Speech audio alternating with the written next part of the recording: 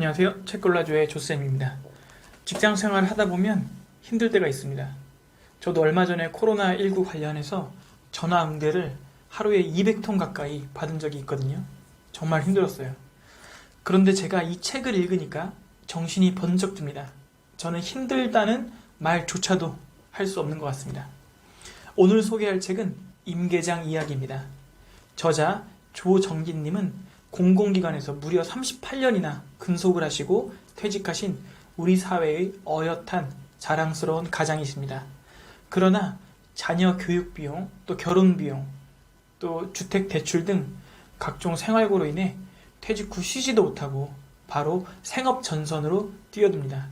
반평생 동안 열심히 사무직으로 일했지만 그가 지원할 수 있는 일자리는 임계장, 즉 임시 계약 노인장들이 갈 수 있는 자리뿐이었습니다. 그나마도 엄청난 경쟁률이 있었죠. 이 책은 저자가 거친 일자리들을 중심으로 일지 형식으로 구성되어 있습니다. 버스 회사, 아파트 경비, 또 빌딩 경비, 또 터미널 보안 요원 등 다양한 일자리를 거쳤죠. 일지 형식이라서 너무나 생생하고요. 저자는 감정을 최소화하고 사실과 대화 위주로만 기록했는데 읽는 동안 감정이 북받쳐서 가슴이 턱턱 막혔습니다. 이것이 6, 70년대 전태일 씨가 살던 시대가 아니라 2020년에 근접한 우리 사회의 민낯이라는 것이 너무나 충격적입니다. 오늘은 제가 가장 인상적인 것이 아니라 가장 충격적인 것 3가지를 나누도록 하겠습니다. 여러분이 제 리뷰를 끝까지 보신다면 이 책을 읽지 않고는 못 버틸 것입니다. 1번, 엄청난 잡무입니다. 저자는 다양한 일자리를 거치는데요. 저는 솔직히 저자보다 제가 20살 이상 어리지만 그 일 중에서도 어떤 것도 일주일을 버틸 자신이 없습니다. 자, 이 책에 제시된 경비원의 업무 리스트만 제가 한번 뽑아봤습니다. 보실까요? 엄청나죠? 단순히 일만 많다면 그래도 버틸 텐데요. 정말 더 끔찍한 것은 일이 아니라 사람입니다. 임계장의 업무에는 주민들에게 욕설을 듣고 멱살을 잡히고 심하면 뺨까지 맞는 일이 포함되어 있습니다. 관리자나 감독자들은 임계장들이 그러한 본변을 당할 것을 알면서도 시킵니다. 왜요? 자신이 당하기는 싫으니까요. 자신이 잘못이 전혀 아닌데도 폭우라든가 폭설, 재해, 재난 이런 피해까지, 심지어 길고양이가 일으킨 피해에 대해서도 경비원이 사죄하고 심할서를 쓰고 심지어 해고를 당해야 합니다. 그래서 2번째 충격적인 사실은 이것이죠. 과도한 갑질. 물론 이 책에서 나오지만 극악한 갑질을 하는 사람은 전체의 5%도 되지 않습니다. 몇 명 안 되죠. 그러나 그 소수가 끔찍한 트라우마를 남깁니다. 그리고 너무나 슬픈 것은 다수가 그 소수를 막지 못하죠. 모두 다 약자에게 참으라고만 하니까요. 여자가 경비였을 때 여느 때처럼 음식물 쓰레기통을 수도가에서 씻고 있었는데요. 갑자기 어떤 남자가 이렇게 호통을 칩니다.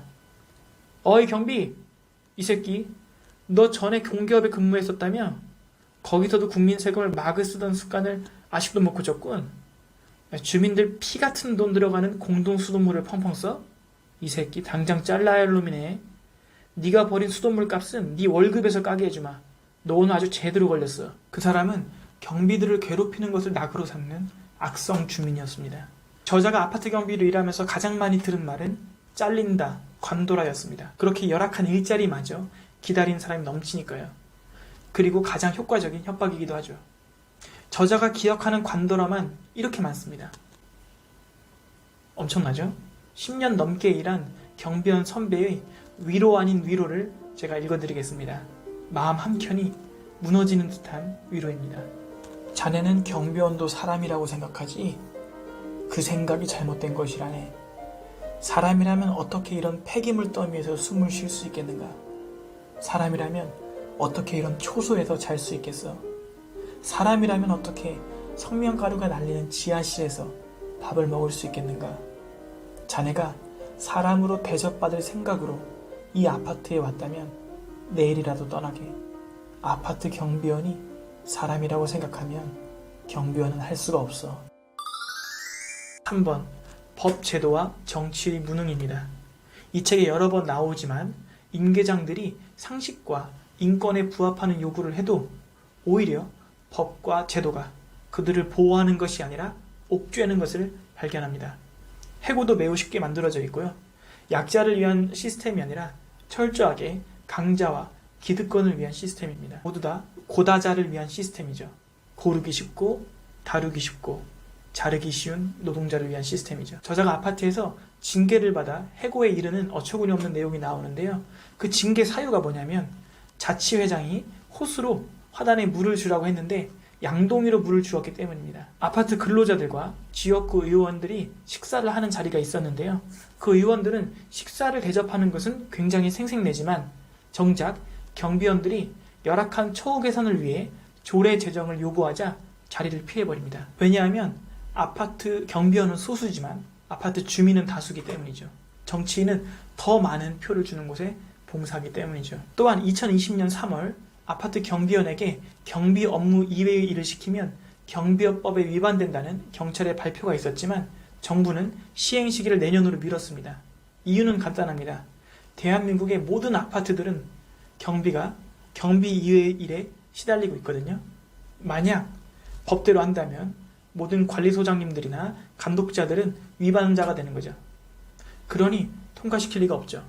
하루속히 이 세상의 임계장님들을 위한 법과 제도가 세워지기를 진심으로 바라봅니다. 네, 책 나눠줄 시간입니다.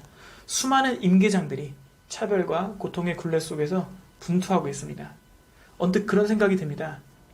그 임계장의 모습이 혹시 나의 노후의 모습은 아닐까? 참 무서워지죠. 그분들께 격려와 따뜻한 메시지를 남겨주시면 감사하겠습니다. 제가 책을 덮으며 가장 뭉클했던 것은 저자가 남긴 마지막에 있는 감사의 글이었습니다. 읽어드리겠습니다. 이 글은 이 땅의 늙은 어머니 아버지들, 수많은 임계장들의 이야기를 나의 노동일지로 대신 전해보고자 쓴 것이나 책을 읽고 몰랐던 것을 알게 되더라도 마음 아파하지 말기 바란다. 이것이 수많은 임계장들이 하루하루 버텨가는 이유일 것입니다. 자식들이 마음 아파할까봐요. 그러나 세상에 알려줘야겠죠. 그래야 그 자녀들이 조금이라도 더 나은 세상을 만들 수 있을 테니까요. 다음 시간에는 포스트 코로나에 관련된 신간을 한 권 소개해드리도록 하겠습니다. 자, 그러면 다음 시간에 뵙겠습니다. 감사합니다.